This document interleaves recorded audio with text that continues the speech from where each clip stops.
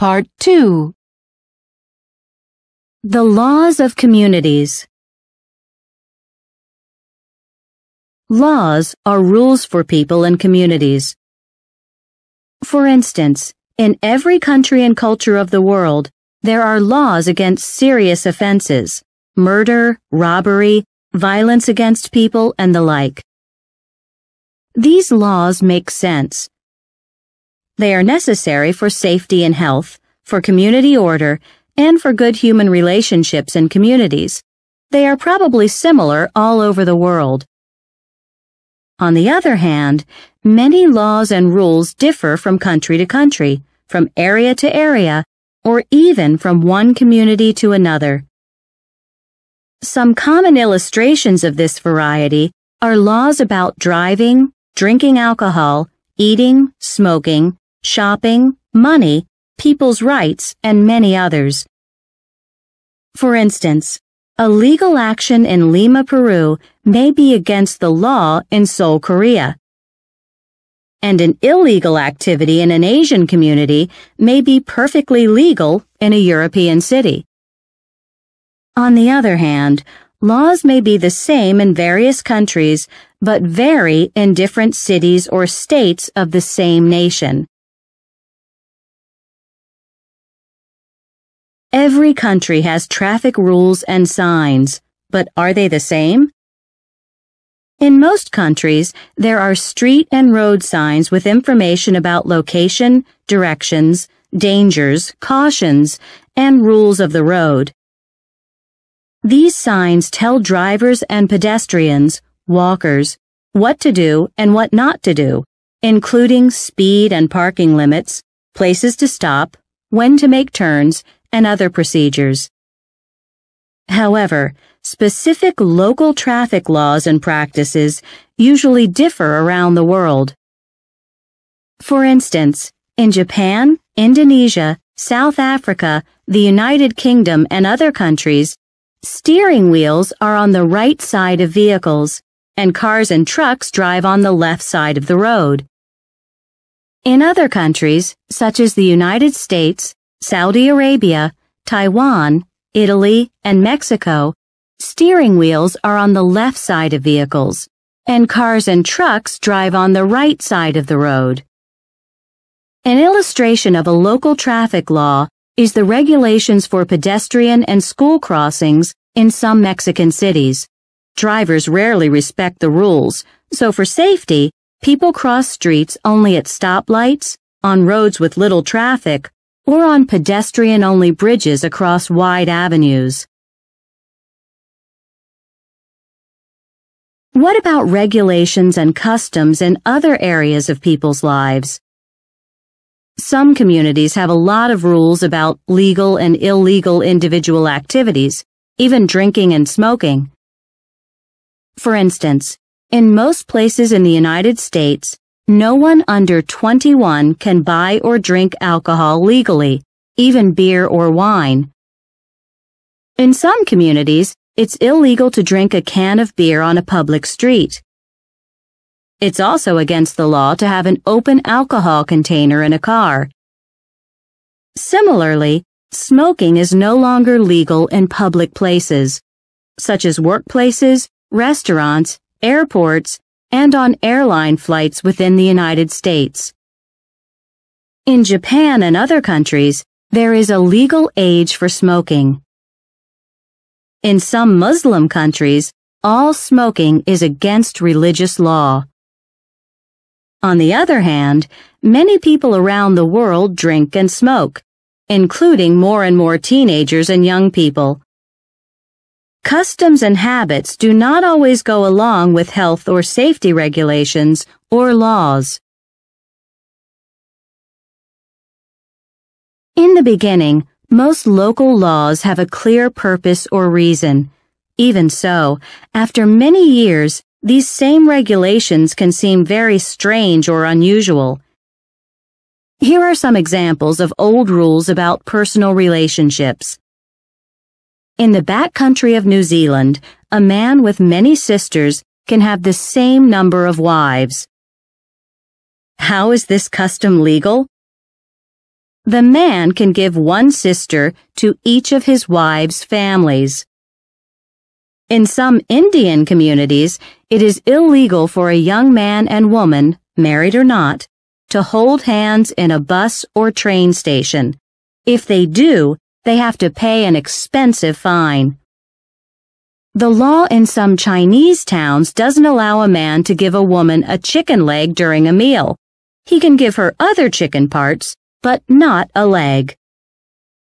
And in Worland, Wyoming, a state in the United States, no married man may go camping alone or with his friends. He has to take along his wife. These old laws are probably still in effect, but not many people follow them.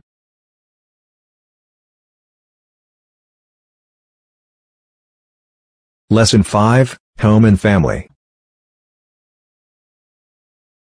Part 1. A short history of the changing family. Past definitions of family. Like the community, the family is a social institution. Long ago, human beings lived in loosely related groups. Each group had a common ancestor, a family member from the distant past. But for over a millennium, 1,000 years, there have been two main types of families in the world, the extended form and the nuclear form. The extended family may include grandparents, parents, and children, and sometimes aunts, uncles, and cousins. In other words, relatives living in the same house or close together on the same street or in the same area. In contrast, the nuclear family consists of only parents and their biological, related by blood, or adopted children. Because of the industrialization in the 19th century, the nuclear family became the most common family structure. Kinds of families today. Today, there are many different kinds of families around the globe. Some people live in traditional families, that is to say, a stay-at-home mother, a working father, and their own biological children. Others live in two-paycheck families, that is, both parents work outside the home. There are many single-parent families. In other words, only a mother or a father lives with the children. Still others have adoptive or foster families. That is, adults take care of children not biologically theirs, or blended families. In other words, divorced or widowed men and women marry again and live with the children from their previous or earlier marriages. Some kids have step-parents, that is, mothers or fathers related to them by marriage instead of biology.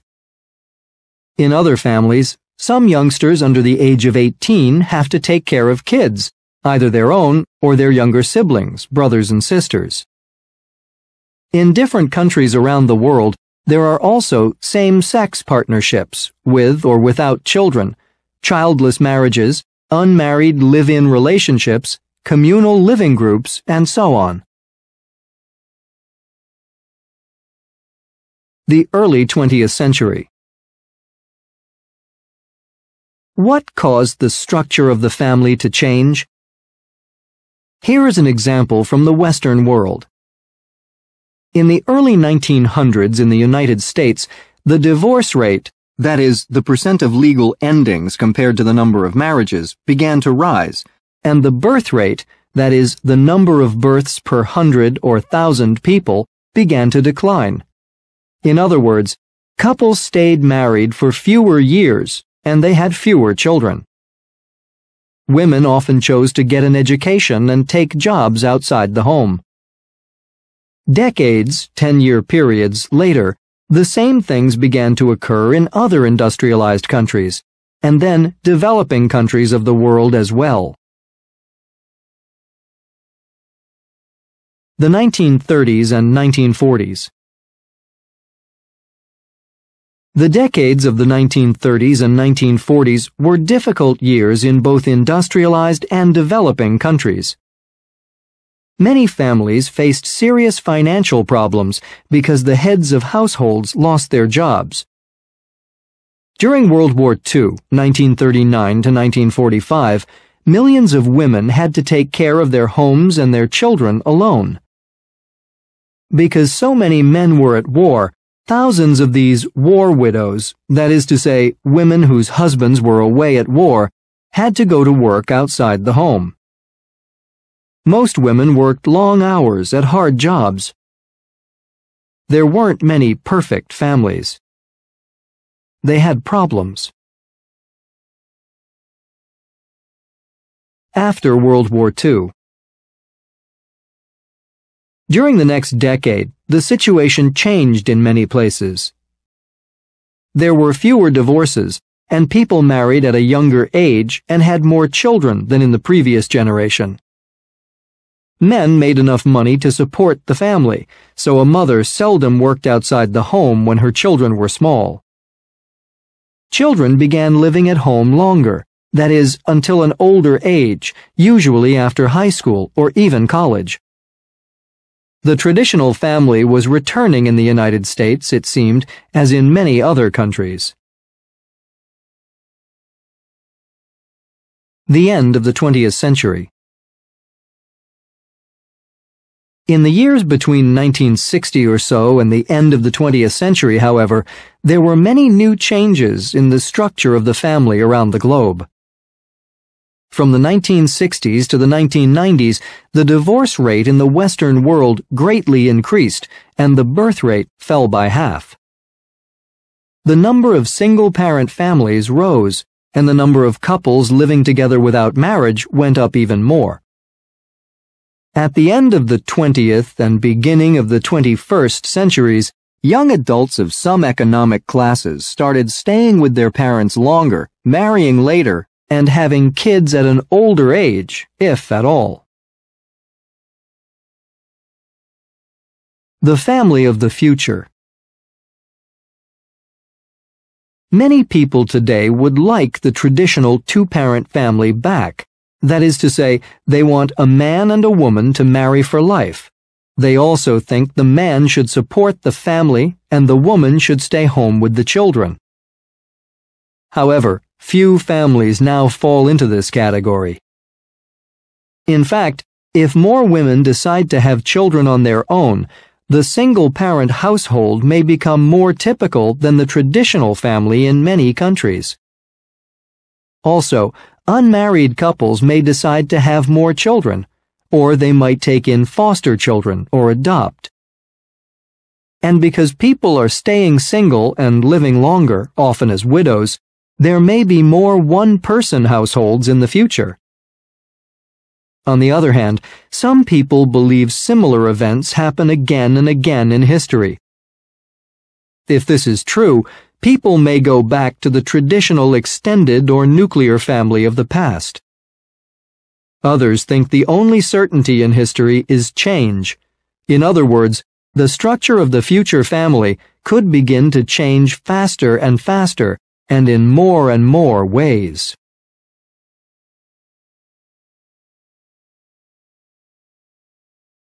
Part 2. Time with the family, past and present. The sun was rising. A woman got up from a straw mat on the floor of her simple two-room family cottage. Her husband and their 4 children were still asleep on the mat. There were 5 other children. The couple gave 2 of them to a family with too few workers. The other 3 died long ago. The woman pushed aside the family goats. When she started the fire for cooking, the man and the children got up. While the daughter helped with the housework, the sons went outside to work in the fields with their father. They could see a castle not far away. The family lived under the protection of the master of the castle. They weren't his slaves, servants, but they paid him taxes. There was no schooling, so they couldn't read or write or get jobs in cities. During the long workday, they took breaks only for meals. Occasionally, they went to the village center, where they laughed and talked and played games. At night, people of the community got together around big fires. They told stories about the past. Most families used to live this way in England over 800 years ago. In the first half of the 20th century, the Japanese family was much more traditional than the typical American family. Young people didn't even used to date. In other words, they didn't go out together as couples. Instead, they had arranged marriages. Their parents chose their husband or wife. Maybe the couple fell in love after they got married, and maybe they didn't. Either way, the wife had children and stayed home with them while the husband supported the family financially. Often the husband and wife and their children lived in an extended family situation, 3 generations in one crowded house. Today, life in Japan is similar to that of many other industrialized countries in that many women work outside the home and young people choose their own mates.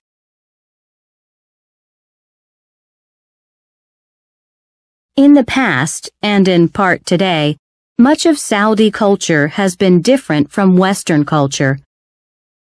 Under Islam, women should behave modestly in public, where they are often separated from men. Women play an important role in the home and are generally expected to focus on the family. In the 1960s, the government began a national education program for girls, and soon after that, education was available to all females. Today, there are many more interesting job opportunities for women. A few years ago, a sad thing happened. A young American woman left her family for career reasons. She moved far away. For this reason, a 36-year-old divorced father has custody of his 2 children, 11 and 8 years old. He works long hours as a waiter, including weekends. On his days off from work, he goes to a local community college. He's studying to improve his job skills so he can make more money for his family. At night, he does his homework at the same table as the children.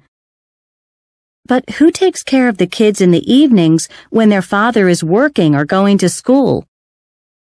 His extended family. His mother, other relatives, and his new girlfriend help out as much as they can. He thinks his girlfriend, who is from Mexico, his home country, is good for his family. He doesn't want to date Anglos or anglicized women because he thinks they value their independence over motherhood. He wants a wife with traditional religious values like his mother.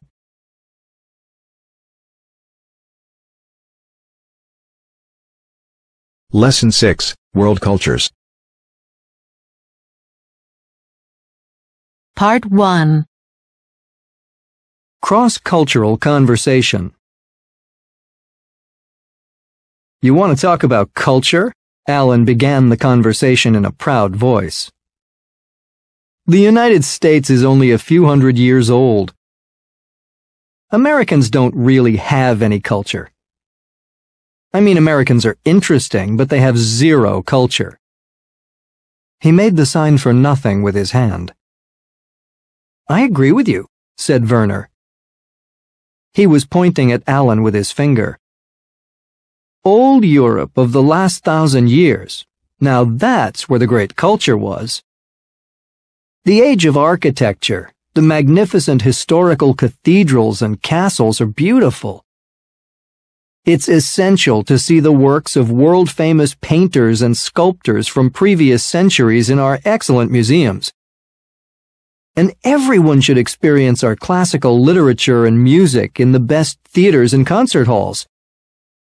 Excuse me for interrupting, Alan, Werner apologized, but I just gave a perfect example of a long and significant cultural history. Camille spoke up. You know, we don't call a short millennium a cultural history. The real beginning of culture, significant civilization, was in the Middle East and Africa over 5,000 years ago. He continued, waving both hands in the air. Ancient communities not only knew how to create magnificent architecture and art, they also made amazing scientific and technological discoveries. They invented things. For instance, they figured out how to write and do mathematics. They studied astronomy, the science of the skies, the sun, and the planets. They invented the calendar. They even had medicine. The ancient religions came from that area too. Their achievements made world civilization possible. Those were the civilizations that gave humanity the most meaningful cultural legacy. May agreed with Camille. In a soft but knowing voice, she added, "But the really important science and technology began to develop in Asia and the Americas. While the ancient Chinese were building walled cities, they organized the first governments. They invented tools for work and weapons for protection. And the native peoples of the Americas had very, very old civilizations and societies. That was ancient traditional culture." Ancient culture? That's a contradiction in definitions. Grinning, Karen objected in an enthusiastic, friendly way. She gave a contrasting opinion. It's impossible for culture to be old or traditional, she argued. The opposite is true. Culture isn't dead, it's alive. Culture is modern. Culture is now. Kenji was starting to fall asleep, but suddenly he was fully awake. I agree, he said, interrupting Karen enthusiastically. You tell them, said Karen, appreciating the support for her point of view. For emphasis, she nodded vigorously. Culture is worldwide, it's universal. Kenji went on in his clear speaking style. He had a wide smile on his face. Take today's food culture. With our global fast food, I have to say, everyone eats the same. And because of the worldwide media, movies, TV, CDs, compact discs, the internet, everybody knows the same information, plays the same music, enjoys the same stories, even the jokes. And it's like people everywhere want to buy the same clothes, all because of advertising. A beautiful young couple in jeans and bright Hawaiian shirts anywhere in the world, eating hamburgers and French fries with their friends from many countries. Finally, we have a global culture, and tradition has nothing to do with it. Nadia, however, was of another opinion. You want to call modern movies, music, food, and clothes culture? She said sweetly but convincingly. Those things don't describe culture.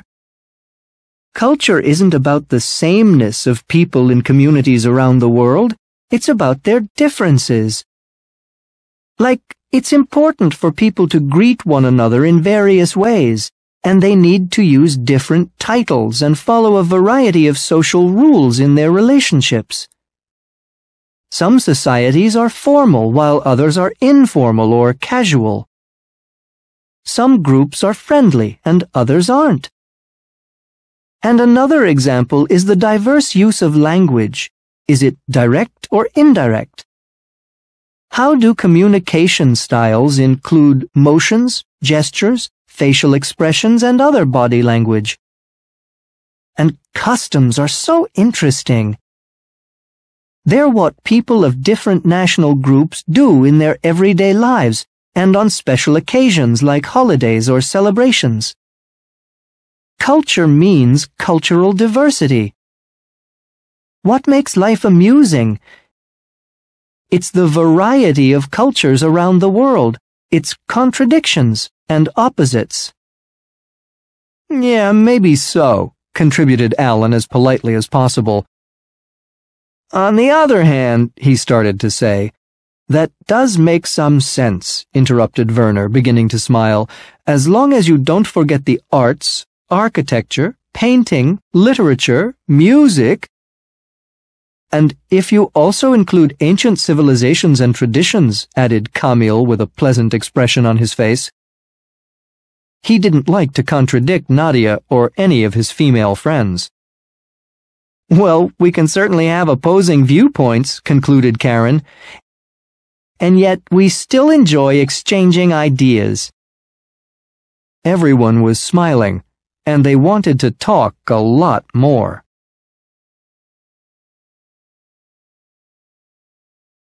Part 2. Clues to World Cultures. An Irish woman was visiting tourist places in a Latin American city when she got a terrible headache. She knew what medicine she needed, so she went to a local pharmacy. The pharmacist was waiting on another customer when she came in. The Irish woman patiently waited her turn. While she was standing there, 2 other customers came in, then another, and then 3 more. Each time, the pharmacist turned his attention to the new people. He did not greet the Irish woman. He never said, "I'll be with you in a minute." After about 20 minutes, the woman couldn't stand the pain in her head any longer. "Hey, I've been here a long time," she said loudly, very annoyed and insulted. "Why is everyone ignoring me? I need service too," she shouted rudely, impolitely. A Middle Eastern businessman and his brother invited an American guest to their family home for dinner. The American got there on time and enjoyed the interesting conversation, the tea, and the attention. But as time passed, he got very, very hungry. Finally, he politely whispered to his host, "Excuse me, but are we going to eat dinner?" "Of course," answered his host. "We usually serve the evening meal around 9 o'clock, and when we have guests, we enjoy the long conversation before dinner." At the dinner table, everything was delicious, and the hungry American guest ate quickly. He emptied his plate, and his host put more food on it. As soon as he cleaned his plate a second time, the host gave him more. After several plates of food, he could eat no more. He was going to burst. "Please, please, please, don't give me any more food," he begged them. "I finished the food on this plate, but I can't eat another bite."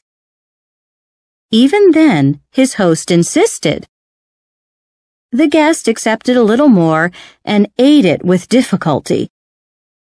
Finally, the supper dishes were removed. There was more conversation with more tea and coffee.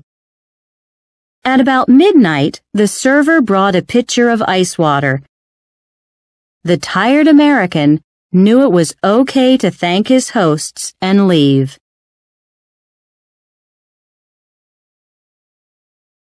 A group of international students were attending college in Europe. They had a long time between semesters for travel, so they decided to hitchhike as far as they could in other countries. In many places, they were successful. They put their thumbs out or pointed them backwards and smiled. Friendly drivers stopped. As soon as the first traveler got a yes answer from a driver, he motioned with his hand or fingers for his friends to come, or he held up both thumbs in an OK sign, or made a circle with the thumb and the next finger of one hand. The young tourists saved money, saw a lot of the countryside, and had interesting conversations and experiences. On the other hand, in Greece and Turkey, the visitors were not so lucky. Few drivers stopped to give them rides. Instead, most people ignored them. Others gave them mean looks from their cars. They seemed almost insulted that the visitors were begging for rides. A few drivers shouted terrible words at the travelers. 2 even got out of their truck and started a fight. The students thought the drivers were very rude. They felt confused, afraid, and unwelcome. After a few days, the students took the bus back to the countries where they were studying.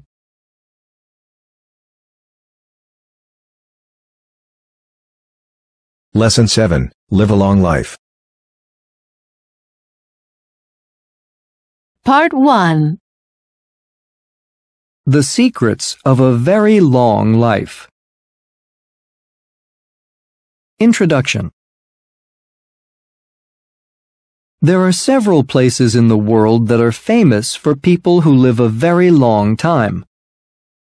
These places are usually in mountainous areas, far away from modern cities.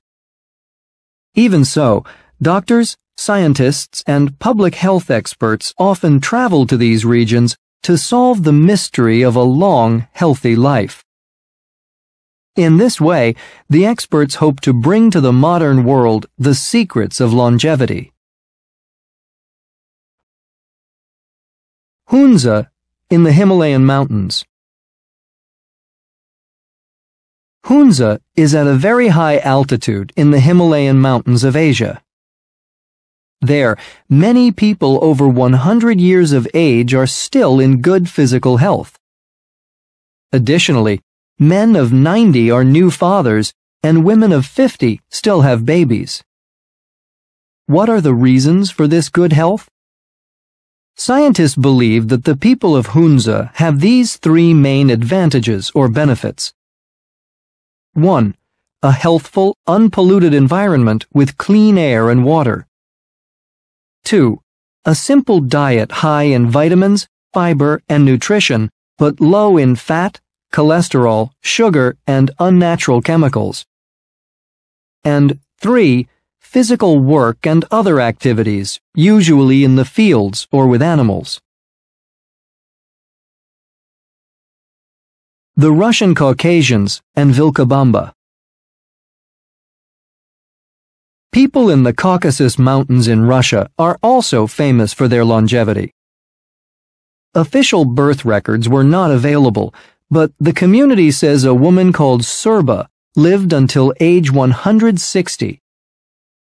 Similarly, a man called Shirali probably lived until 168. Moreover, his widow was 120 years old. In general, the people not only live a long time, but they also live well. In other words, they are almost never sick. Furthermore, when they die, they not only have their own teeth, but also a full head of hair and good eyesight too. Vilcabamba, Ecuador, is another area famous for the longevity of its inhabitants. This mountain region, like Hunza and the Caucasus, is also at a very high altitude, far away from cities. In Vilcabamba, too, there is very little serious disease. One reason for the good health of the people might be the clean, beautiful environment. Another advantage is the moderate climate. The temperature is about 70 degrees Fahrenheit all year long. Furthermore, the wind always comes from the same direction. In addition, the water comes from mountain streams and is high in minerals. Perhaps as a result of this valuable resource, the region is rich in flowers, fruits, vegetables, and wildlife. Differences in the diets of people with unusual longevity. In some ways, the diets of the inhabitants in the three regions are quite different. Hunzukuts eat mainly raw vegetables, fruit, especially apricots, and chapatis, a kind of pancake. They eat meat only a few times a year. In contrast, the Caucasian diet consists mainly of milk, cheese, vegetables, fruit, and meat. Also, most people there drink the local red wine daily. In Vilcabamba, people eat only a small amount of meat each week. Their diet consists mostly of grain, corn, beans, potatoes, and fruit. Even so, experts found one surprising fact in the mountains of Ecuador. Most people there, even the very old, consume a lot of coffee, drink large amounts of alcohol, and smoke 40 to 60 cigarettes daily. Similarities in diet. However, the typical diets of the three areas are similar in three general ways. 1. The fruits and vegetables are all natural. That is, they contain no preservatives or other chemicals. 2. Furthermore, the population uses traditional herbs and medicines to prevent and cure disease. 3. The inhabitants consume fewer calories than people do in other parts of the world.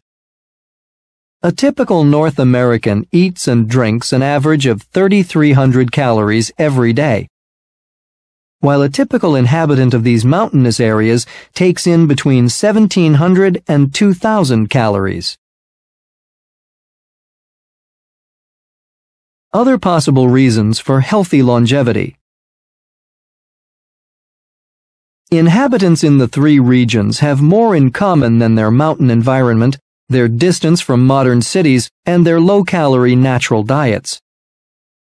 Because they live in the countryside and are mostly farmers, their lives are physically hard and extremely active.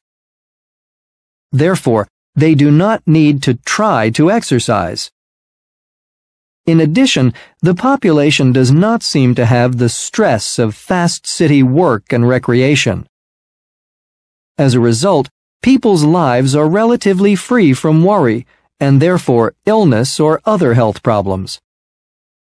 Thus, some experts believe that physical movement and a stress-free environment might be the two most important secrets of longevity.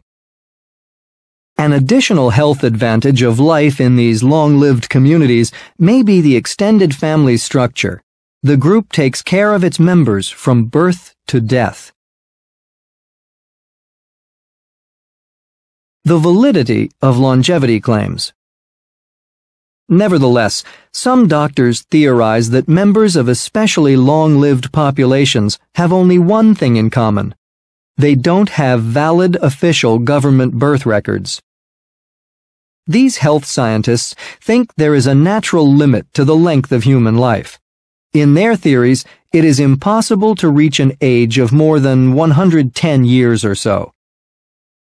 Therefore, they say, claims of unusual longevity in certain groups are probably false.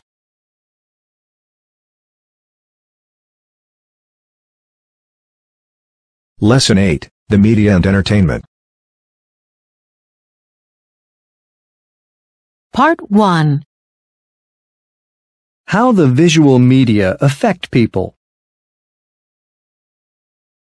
Introduction. Benefits of the visual media. How do television and the other visual media affect the lives of individuals and families around the globe? The media can be very helpful to people and their children who carefully choose what they watch. With high-quality programming in various fields of study, science, medicine, nature, history, the arts, and so on, TV, videotapes, and DVDs increase the knowledge of the average and the well-educated person. they can also improve thinking ability. Moreover, television and other visual media benefit elderly people who can't go out often, as well as patients in hospitals and residents of nursing facilities. Additionally, it offers language learners the advantage of real-life audio-visual instruction and oral comprehension practice at any time of day or night. And of course, visual media can provide almost everyone with good entertainment, a pleasant way to relax and spend free time at home. Media replaces other activities. Nevertheless, there are several serious disadvantages to the visual media. First of all, some people watch the tube for more hours in a day than they do anything else. In a large number of homes, TV sets, as many as 5 or more in a single household, are always on. Many people watch TV for many hours a day or spend hours playing games or surfing on their computers. They download music, movies, and other forms of entertainment. Instead of spending time taking care of their kids, parents often use a video screen as an electronic babysitter.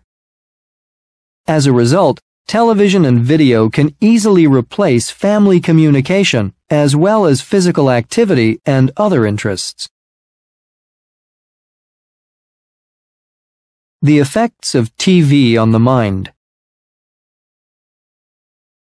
Second, too much TV, especially programming of low educational value, can reduce people's ability to concentrate or reason. In fact, studies show that after only a minute or two of visual media, a person's mind relaxes as it does during light sleep. Another possible effect of television and videotapes on the human brain is poor communication. Children who watch a lot of TV may lose their ability to focus on a subject or an educational activity for more than 10 to 15 minutes. Maybe it is because of the visual media that some kids, and adults too, develop attention deficit disorder, ADD, a modern condition in which people are unable to pay attention, listen well, follow instructions, or remember everyday things. The effects of violence in the media. A third negative feature of the media is the amount of violence on the screen, both in real events in the news and movies or in TV programs. It scares people and gives them terrible nightmares. The fear created by media images and language can last for a long time. On the other hand, frequent viewers of action programming get used to its messages. They might begin to believe there is nothing strange or unusual about violent crime, fights, killing, and other terrible events and behavior. Studies show that certain personality types are likely to have strong emotional reactions or dangerous thoughts after some kinds of entertainment. They may even copy the acts that they see on violent shows, start fires, carry and use weapons, attack people in angry or dangerous ways, and even worse. Dissatisfaction with normal living. Because of the visual media, some people may become dissatisfied with the reality of their own lives. To these viewers, everyday life does not seem as exciting as the roles actors play in movies or TV dramas. They realize they aren't having as much fun as the stars of comedy shows. Furthermore, average people with normal lives may envy famous media personalities who seem to get unlimited amounts of money and attention. Also, media watchers might get depressed when they can't take care of situations in real life as well as TV stars seem to. On the screen, they notice actors solve serious problems in hour or half-hour programs, or in 20-second commercials. Boredom with real life. Yet another negative feature of modern television is called trash TV. These daily talk shows bring real people with strange or immoral lives, personalities, or behavior to the screen. Millions of viewers, including children, watch as these instant stars tell their most personal secrets, shout out their angry feelings and opinions, and attack one another. TV watchers seem to like the emotional atmosphere and excitement of this kind of programming, as well as the tension of the real but terrible stories on TV news magazine shows. A newer version of this kind of entertainment is called reality TV. In shows like Survivor, The Amazing Race, American Idol, and The Apprentice, real people compete for attention, fame, and other rewards. What effect does frequent viewing of such programs have on people's lives?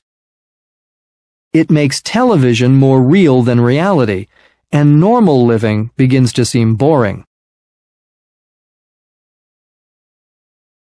Disadvantage of the media: addiction.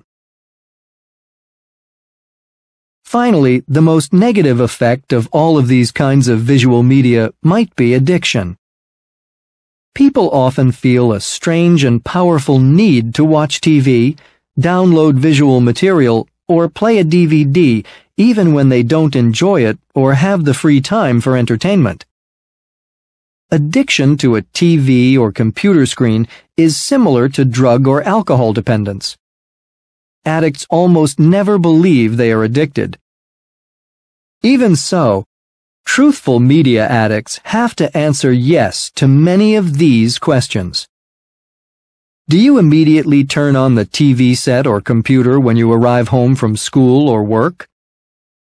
Do you watch a lot of programming that requires little focus or thinking ability? Can you concentrate on another topic or activity for only 10 to 15 minutes at a time? Do you enjoy the action and violence of the media more than activity in your own life? Do you feel envious of the lives of well-known TV or screen personalities or the participants in reality TV shows?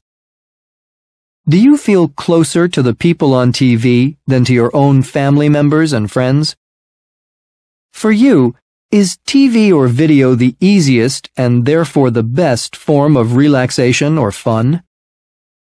Would you refuse to give up your TV viewing and internet connection for $1 million? Would you like to compete on a TV reality show more than do anything else?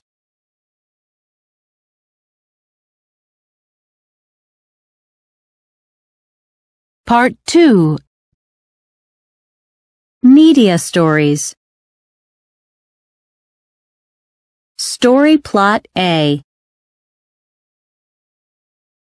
Marian, who works in a real estate office, is depressed about her life, especially her unhappy love relationship. Because she is feeling ill, her supervisor lets her leave early.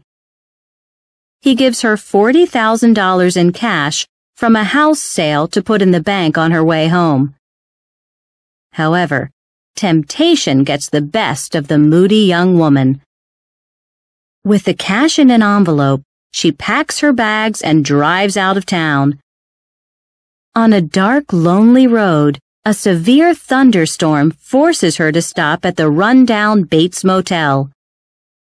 There is a scary old house high on a hill behind the motel, with the form of an old woman in a rocking chair at the window. Norman Bates, the motel owner, is happy to sign in a guest, but his mother shouts at him angrily. After a conversation with Norman, Marian goes to her room. When she is in the shower, the bathroom door opens. In a very famous, very bloody murder scene, the shadowy figure of an old woman pulls aside the shower curtain and stabs the motel guest to death. Horrified, Norman cleans up the room, puts Marian's body in her car, and pushes the car into the swamp. Worried about her and the stolen money, Marian's sister, lover, and boss send out an investigator, who finally arrives at the Bates Motel. Suspicious of Norman's strange behavior, the investigator goes into the scary house, where the dark shape of an old woman at the top of the stairs kills him too, with a long knife. Others come to investigate. After many suspenseful scenes, they discover that Norman's mother is a skeleton. The murderer in the old woman's clothes was Norman Bates himself, who has turned more and more into his mother.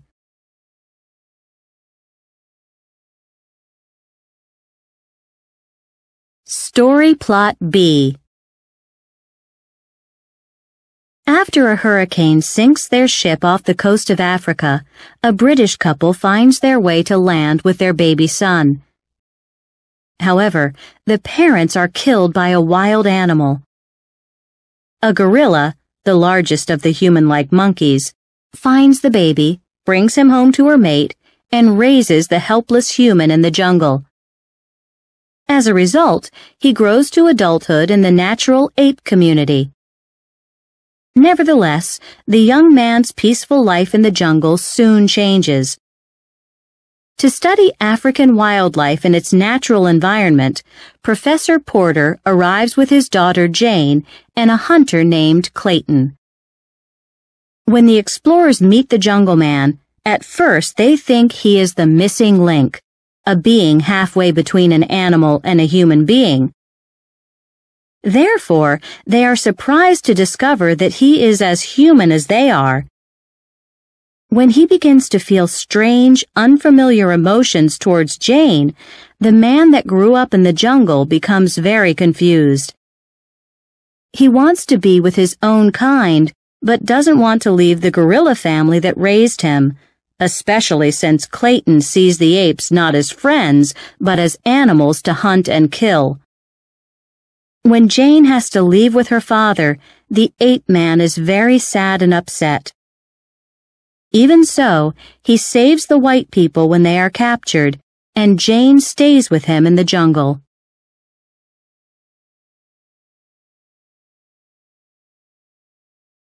Story Plot C. The Starship Enterprise, a flying vehicle that travels to other galaxies at amazing speeds, stops at a space station for repairs. The four Beanars, beings with computerized brains, that are doing maintenance seem worried. Suddenly, they realize the ship is about to explode and order evacuation. Everyone leaves except Picard, the captain, and Riker, the second man in command, who don't hear the alert. After everyone else reaches the starbase, the space station, the problem mysteriously corrects itself and the ship disappears. As the crew on the starbase try to figure out a way to recover the Enterprise, the captain and his helper discover what has happened.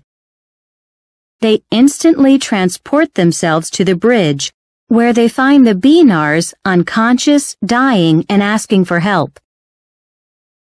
The ship reaches Benares, the Beanars' planet.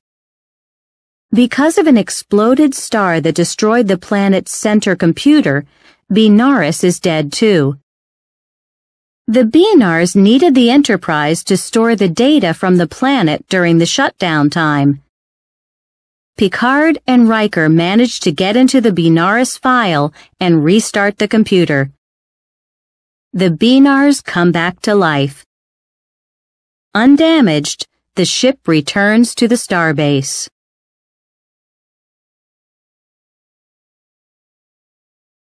Story Plot D. It is the middle of the 19th century, a very romantic time of honor and passion. Matilda Peñalver y Beristain is an aristocrat, a member of the nobility, the most wealthy, powerful class in society. She falls in love with Adolfo Solis, an army soldier with no fortune. Matilda trusts that her fair, kind father will let her marry her true love. However, Augusta, Matilda's mother, objects. With her powerful connections, she sends Adolfo to prison. Lying, she tells her daughter that Adolfo is married with children.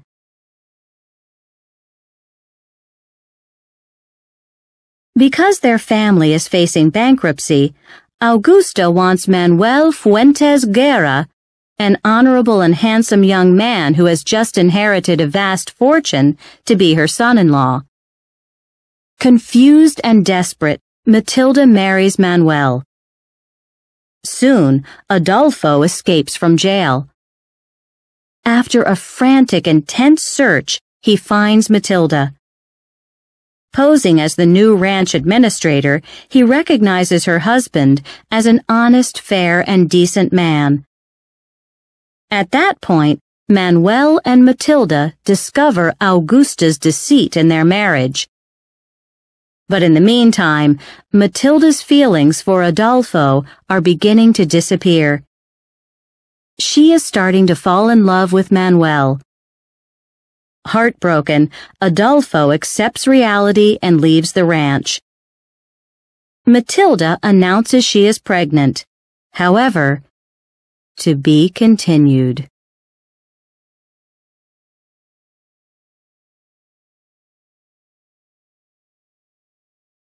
Lesson 9, Social Life.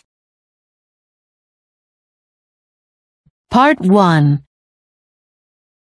Meeting the Perfect Mate. Part 1. For the past month, I've been taking a university graduate course called Social Structure. It's a very popular class. We've been discussing friendship, social life, dating, marriage, and other relationships through the generations and throughout the world. One of our assignments is to examine the ways that people meet potential spouses, husbands and wives. I've been interviewing students on campus all week as part of my study. I'm amazed at what I've been hearing. First, I talked with my roommate in the dormitory, Usha, an international student from India. What's one way to meet a possible mate? I asked her. Well, she said, one method in my country is to have an arranged marriage. A what? I asked. I know you can match a tie to a shirt or 2 socks after you do the laundry, then they're a match. But people? Sure, she replied. There are still arranged marriages these days, and there were a lot more not too long ago. My parents, for example, met each other for the first time on their wedding day. My grandparents chose their children's spouses and arranged the weddings. Do you mean that the bride and groom weren't in love? That sounds awful. Weren't they worried? Maybe a little bit, Usha said, but they accepted each other. Then, fortunately, they learned to love each other.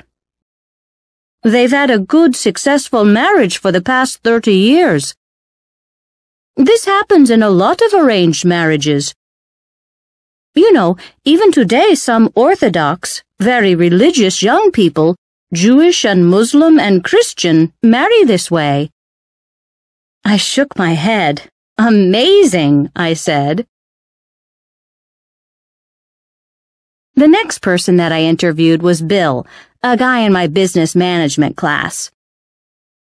I meet a lot of women in dance clubs, at least I used to, he said. The environment was exciting, and I used to go every weekend if possible to dance or talk or just listen to music. That seems great, I said. I thought so too at first, he said a little sadly. But on the other hand, the music at these places was very loud. Many people drank, so they didn't talk. They shouted and didn't listen much. Both the men and the women got kind of aggressive. And it was so disorganized. So I've been trying speed dating instead of bars and clubs." "What on earth is that?" I asked, amazed. "Well, you go to a nice place with tables and chairs.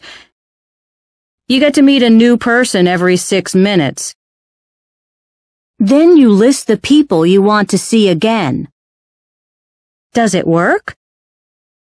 "No, it's much too fast for me. I don't move that quickly. And I'm not a speedy thinker or talker either. You know, you ought to talk to my brother Freddie. Here, you can get him by speed dialing my cell phone." Bill handed me the cellular telephone. I speed dialed Freddie. "Oh, I do just about everything on the internet. You know, the World Wide Web," volunteered Freddie very quickly.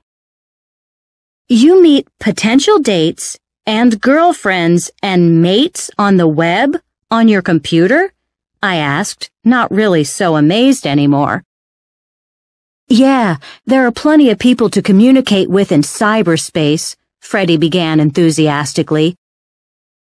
"With the most up-to-date technology, laptops and power notebooks and even camera and video phones, you can do it anywhere. At home, at work and school, at cafes, in the library.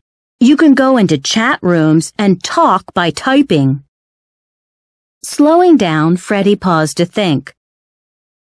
"On the other hand, I'm not such a good writer. It's hard, you know, to use those little computer devices. Anyway, well, who knows what is real there and what isn't? Who knows, like, who might be dangerous?" He continued, starting to sound a little discouraged.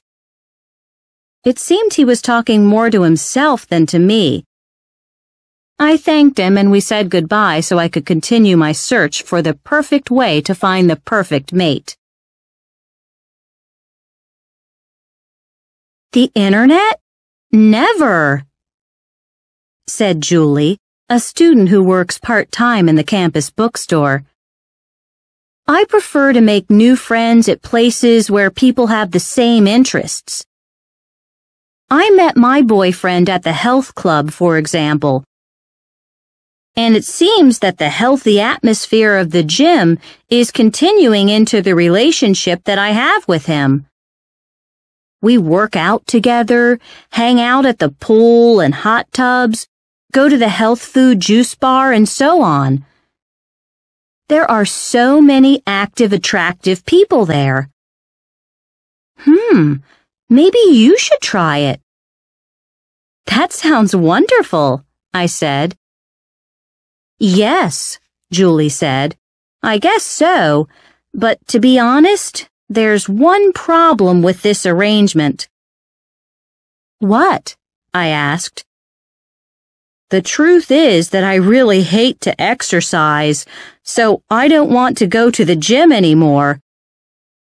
What's my boyfriend going to think when he finds this out?" To be continued.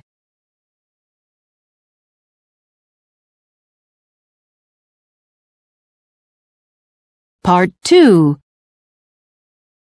Meeting the Perfect Mate. Part 2.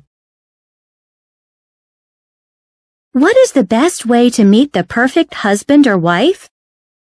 Computer dating services are the answer, said my friend Sarah, who lives down the hall from me in the dormitory. They provide a great way to meet people. The biggest advantage is that you have a lot in common with the people you meet through a computer. The computer can match you up with someone of your same intelligence, cultural background or religion, age, personality, values, and so on. If you want, you can meet someone who is famous, exciting, optimistic, healthy, polite, any characteristics that are important to you.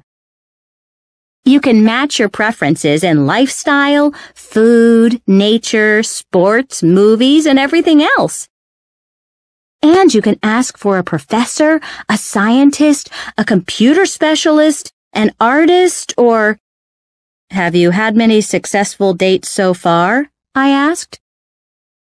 To tell the truth, she said, not really. I think I made a big mistake when I filled out the application form. I didn't want to miss a wonderful guy because of an answer that was too specific, so I was careful to write very general answers. What do you mean? Well, there was a question about height. I said anyone between 3 feet 5 inches and 7 feet 5 inches. Then there was a question about recreation. I answered yes to 147 interests. From classic historical architecture to motorcycling. I wrote that I liked tennis, swimming, the beach, the mountains, the desert, health food, junk food, ethnic foods, eating out, cooking, staying home, traveling, the arts, TV comedies, quiz shows, crime dramas, family life, single life, and on and on and on. You know, I think that the computer got confused. It hasn't found a date for me since I sent in the application. And what about online video dating? Asked Sarah's roommate Sandra. Online video dating? I asked. How is that possible? Well, I hear that you film yourself and talk about yourself. You know, your background and your interests and things like that. Then you post your video online and people can view it, and you can view other people's videos and email the people you want to meet. I answered, more videos in my life. Well, you could place a personal ad, Sandra continued. In the newspaper? Sure, a friend of mine did that. He wanted to get married, so he figured it out by statistics. He decided that out of every 10 women, he liked one. And out of every 10 women he liked, he might fall in love with one. Therefore, to get married, he just needed to meet 100 women. Did it work? I asked. There was no answer. Last, I interviewed a guy in the cafeteria. His name was Felix. Supermarkets, he told me. You're kidding, I said. No, I'm serious. I meet a lot of potential dates over the frozen pizzas in the convenience food section. Also, it's easy to make small talk over the cabbage and broccoli in the produce section. We discuss chemicals and nutrition and food prices. Sometimes this leads to a very romantic date. I slowly shook my head. It is strange, very strange. I didn't respond because I didn't want to be impolite.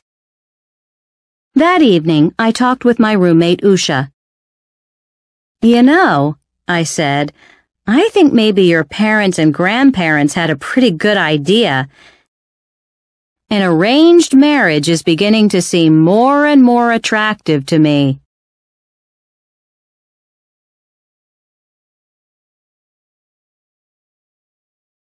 Lesson 10, Sports. Part 1. The Ancient Olympics.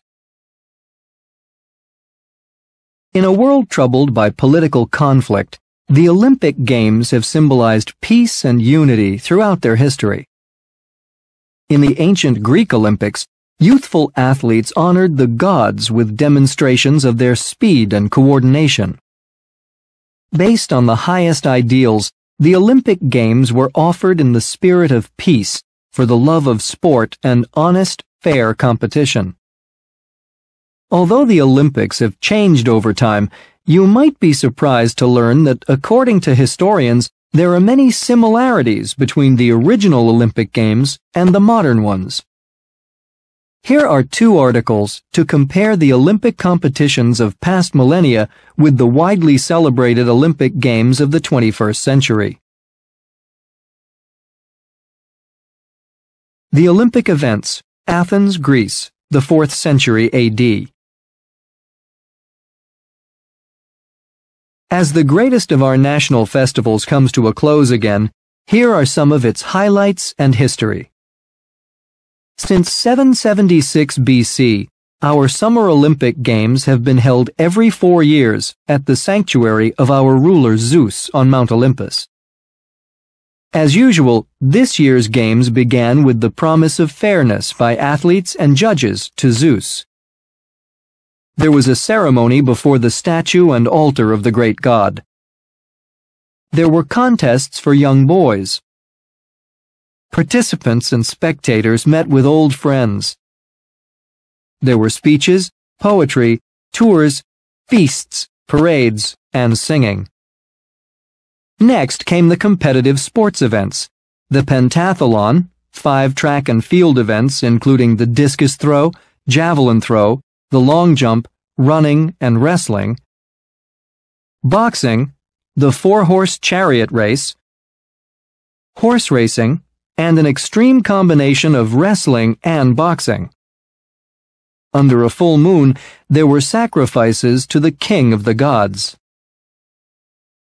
On the 5th and final day, prizes were awarded, wreaths made of a special olive tree branch from the sanctuary. Some winners received prizes worth money. There were more feasts for and by the winners. Then the competitors and spectators went home, mostly on foot, through the mountains. Women in the Olympic Games. Most of the athletes at this year's events were young men, of course. Even so, unmarried girls competed in foot races at the festival of Hera, Zeus's wife. There were also spectators at the festival of Zeus. The owner of the winning chariot team and the trainer of the winning horse in the races were female too. On the other hand, married women were not allowed in the sanctuary of Zeus. They didn't want to be thrown off a cliff, so no one broke this rule. The politics of the Olympics. In my opinion, the most important achievement of the Olympic Games has been its peacefulness, not only at the Games, but in all of the Greek world. Of course, the actual events fill only 5 short days. Even so, during the 3 months before and after the competitions, there is an agreement to protect travelers, so there is usually no fighting between or among competing cities. Although there have been exceptions, in its long history of over a millennium, the ancient games have never been cancelled for political reasons. In general, even during the times of major wars, the games have contributed to the cause of peace for well over 1,000 years.